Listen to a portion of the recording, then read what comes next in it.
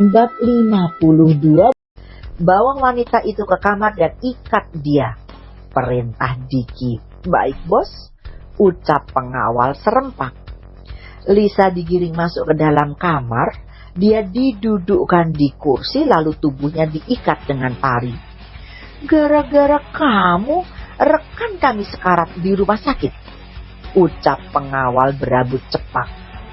Berani sekali kamu bermain-main dengan Tuan Rehan, sahut pria satu lagi. Lisa berdecih, siapa suruh teman kalian menghalangi rencanaku? Dia sendiri yang menghantarkan nyawanya. Dua pengawal itu geram mendengar perkataan tajam Lisa. Jika diizinkan mereka sudah menembak kepala Lisa atau mengubur Lisa hidup-hidup. Sudah tahu salah masih berani untuk menjawab. Sepertinya Lisa memang ingin dibuat menderita. Dua pengawal tadi keluar dari kamar. Lebih baik mereka pergi meninggalkan Lisa yang hanya dengan perkataannya saja sudah membuat keduanya emosi. Jika terus meladeni Lisa, yang ada mereka akan mengeksekusi Lisa terlebih dahulu sebelum Rehan. Diki menelpon Rehan untuk segera menemui dirinya. Selagi menunggu Ray datang, Diki menyiapkan perlengkapan untuk menyiksa Lisa nantinya. Entah apa yang akan dilakukan Rehan kali ini, yang terpenting Diki sudah menyiapkan segalanya. Setelah beres dengan hal itu, Diki kembali duduk di sofa dan memutar video rekaman rumahnya. Rekaman itu adalah rekaman lama saat dirinya mabuk dan dibawa oleh Maya masuk ke rumah. Diki sangat kesal melihat itu. Seharusnya Maya tidak perlu membantunya saat itu.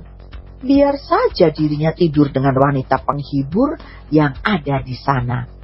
Ini Maya malah membawanya pulang dan menyebabkan peristiwa itu terjadi. Dan cinta Diki kandas karena hasil perbuatannya itu. Aku mau pergi sebentar, kamu sama mama dulu ya, kata Ray kepada Anna. Mau kemana? Tanya Anna. Ada urusan sebentar, aku mau mengurus orang yang telah berani mencelakai kamu, jawab Ray. Kamu tahu siapa yang sudah mencelakai aku? Ray mengusap puncak kepala Anna. Ini aku mau cari tahu. Kamu ditemani mama sebentar ya. Aku nggak bakalan lama pulangnya. Anna mengangguk. Iya, nggak apa-apa. Pergi saja. Biar aku sama mama saja. Tapi pulangnya tolong belikan martabak manis. Rasanya aku ingin makan yang manis-manis. Ray tersenyum. Siap sayang. Bakal aku belikan. Kamu istirahat saja dulu ya. Ray mengecup kening Anna lalu berpamitan pada Mama Dila. Ma, Ray pergi dulu ya, Ray titip Anna. Iya, kamu pergi saja, biar Mama yang menjaga Anna, sahut Dila. Ray juga mengecup pipi sang Mama lalu melangkah keluar dari kamar rawat istrinya. Ray mempercepat langkah kakinya keluar dari gedung rumah sakit. Dia sudah tidak sabar untuk segera melihat seseorang yang ingin mencelakai istrinya. Ray masuk ke dalam mobil, dia menghidupkan mesin dan mengemudikannya menuju rumah yang siang tadi dia kunjungi. Mobil Ray tiba di rumah bergaya minimalis. Dia keluar dari mobil, pintu rumah dibuka saat para anak buah Ray melihat atasannya datang. Ray melangkah masuk dan menemukan Diki yang tengah bermain laptop. Diki, mana orang jahat itu? Diki menengadahkan kepalanya melihat sosok Ray. Sudah datang rupanya. Wanita itu ada di kamar. Pindahkan dia ke tempat biasa. Kamu sudah siapkan peralatan milikku? Tanya Ray. Diki mengangguk. Sudah, bagus. Aku sudah tidak sabar untuk menguliti seseorang malam ini, ucap Ray. Diki memanggil para bawahannya. Hei, kalian, pindahkan wanita itu ke tempat biasa. Siap, bos, ucap mereka serempak. Ayo, kita ke kamar duluan, ajak Diki. Diki dan Ray pergi ke kamar yang dimaksud. Ray terlebih dahulu. Diki membuka pintu kamar. Ruangan kamar itu begitu gelap. Diki menghidupkan lampu kamar tersebut. Ray masuk dan melangkah menuju alat untuk menyiksa musuhnya.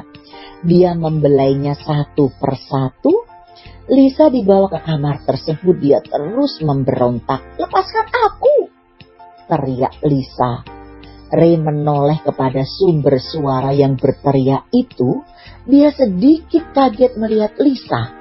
Ray tidak mengira jika Lisa yang berani bermain-main dengannya. "Ternyata kamu yang berniat mencelakai istriku," sergah Rayhan. Lisa didudukkan di kursi menghadap Ray dan Diki. Lisa menatap wajah tampan Rayhan. Tidak dapat dipungkiri, dari dulu Lisa sudah mengagumi sosok Ray. Namun apalah daya, jangankan menyentuhnya. Mendekat saja Lisa sudah ditiup bagai hembusan debu. "Aku membenci istrimu itu. Dia yang membuatku menderita," kata Lisa. Ray berdecak. "Kamu ini siapa sih? Buang-buang waktuku saja untuk mengurus tikus sepertimu. Wanita tidak sadar diri, kamu yang berbuat salah malah menyalahkan Ana." "Dia mantan istri Dimas, Ray," sahut Diki. Ray menatap tajam Diki. "Aku tahu." Diki menyengir. "Tadi kamu bertanya siapa wanita ini. Kamu itu bisa diam tidak? Aku ini lagi memasang tampang sangar dan dingin, kau malah membuatku kesal," kata Ray geram. Diki terkekeh. "Oke, lanjutkan kalau begitu." Ray mendekati Lisa. Dia berkeliling memperhatikan penampilan Lisa dari atas sampai bawah. "Sebenarnya kamu itu cantik. Aku jadi bingung ingin memberikan hukuman untukmu."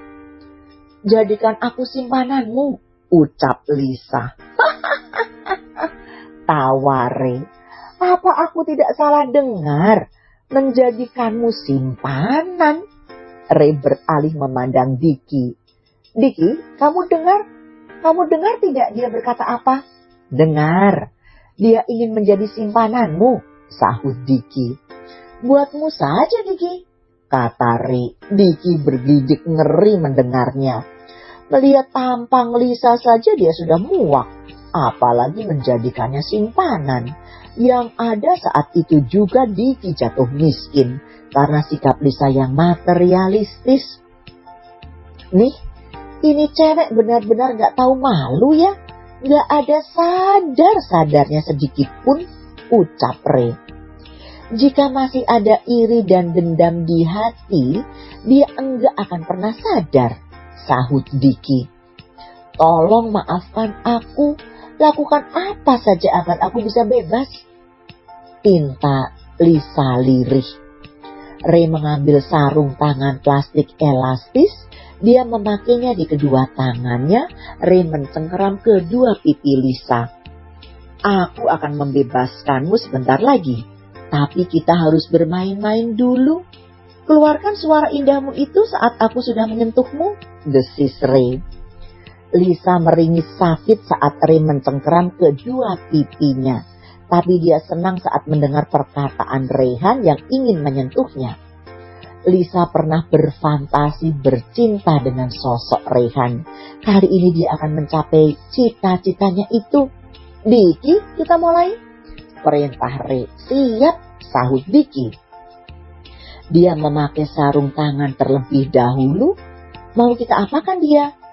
Ray mengedikkan bahu. "Langsung saja, tidak seru, siksa dulu, aku malah takut." Diki mengernyit. "Kenapa takut? Istriku sedang hamil, tidak baik berbuat kejahatan," kata Ray. Diki tertawa terbahak-bahak. Dia geleng-geleng kepala. "Ampun Ray, kamu sudah berubah menjadi pria baik." "Aku memang baik," sahut Ray. "Biar aku saja yang lakukan, kamu lihat saja wanita ini menderita," ucap Diki. "Langsung saja Diki, buat saja wanita itu menderita," perintah Ray.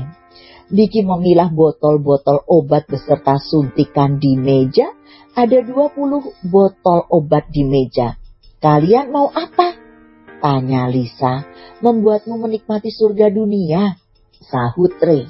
Aku bingung mau pilih botol yang mana, ucap Diki.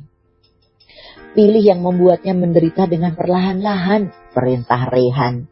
Diki memilih salah satu obat. Dia mengambil cairan itu dengan suntikan. Diki mendekati Lisa. Kalian mau apakan aku? Suntikan apa itu? Tanya Lisa takut. Masih untung kamu cuma diberi suntikan. Kalau Ray mau, dia sudah memotong kaki dan tanganmu, tukas Diki. Diki menyuntikkan obat itu ke lengan Lisa. Selesai sudah. Virus itu akan menggerogoti tubuhmu. Efeknya, kamu akan merasakan lumpuh di sekitar sendi-sendi tulangmu. Apa maksud kalian, ha? Kalian ingin membuatmu lumpuh? Lebih baik bunuh saja aku sekalian, teriak Lisa. Akan aku kabulkan, sahut Ray. Ray memberi kode kepada Diki dengan tangannya. Diki kembali mengambil botol obat yang berbeda. Kembali dia menyuntikkan obat itu ke lengan Lisa. Nah, karena kamu ingin tiada dari dunia ini, maka akan aku kabulkan.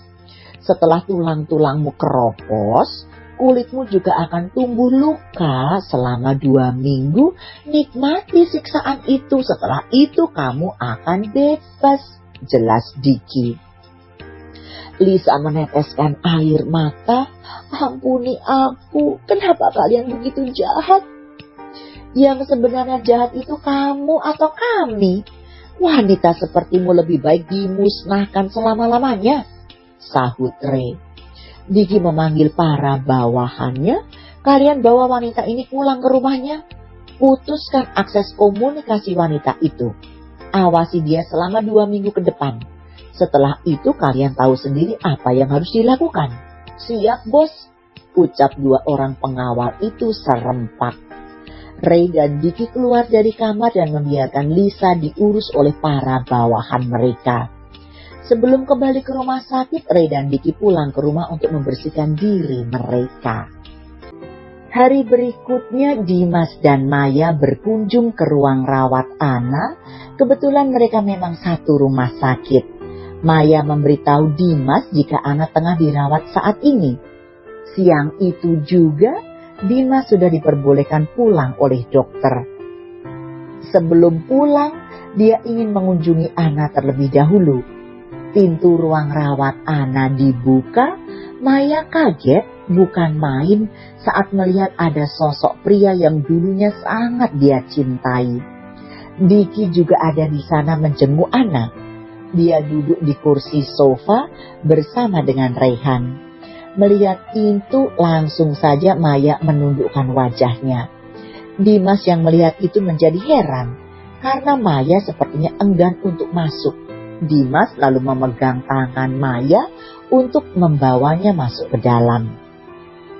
Ray yang melihat Dimas datang langsung beranjak dari duduknya. Hai Dim, aku ingin menjenguk Ana. Maya bilang dia kecelakaan, kata Dimas. Iya, ada seseorang yang berniat jahat padanya. Oh iya, bagaimana keadaanmu? Tanya Ray. Sudah baik kan? Hari ini aku diizinkan pulang, jawab Dimas. Dimas, syukurlah kamu sudah baik kan? Sahut Ana. Dimas mendekati Ana dengan masih menggenggam tangan Maya. Bagaimana keadaanmu? Apa si kecil baik-baik saja? Ana tersenyum. Aku dan dia baik-baik saja. Aku senang kamu sudah baikan. Dimas mengangguk. Itu semua berkat kamu. Ana melihat tangan Maya yang dipegang oleh Dimas. Bukan hanya Maya, tapi Diki juga melihat hal itu. Diki bersikap biasa saja menatap hal yang mesra itu. Apa Maya akan lari jika kamu melepas tangannya? Tanya Ana. Dimas tersentak lalu segera melepaskan tangan Maya. Wajahnya diselimuti raut merah merona. Begitu juga dengan Maya. Ana terkekeh geli melihat keduanya. Kenapa wajah kalian merah? Ray menggeleng menatap kejahilan sang istri, sedangkan Diki menatap malas dua pasang yang bercengkrama itu. Dimas mengusap tengkuk belakangnya. Aku minta izin padamu. Apa? Tanya Ana dan Rehan serempak.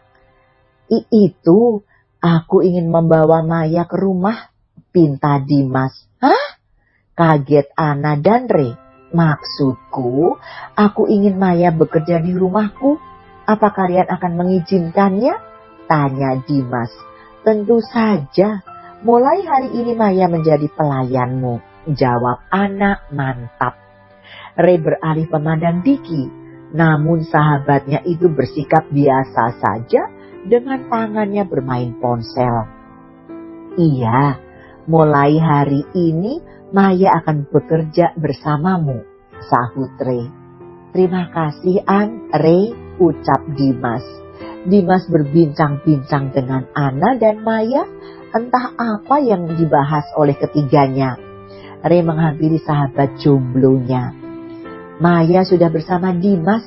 Jika kamu tidak bertindak, dia akan benar-benar diambil Dimas, ucap Re pelan. Tidak ada urusannya denganku. Sudah aku katakan padamu, tidak ada perasaan apapun antara aku dan Maya. Selama ini, Maya saja yang terobsesi padaku. Selama bertahun-tahun, dia telah menjadi penguntikku, ungkap Diki. Bersambung.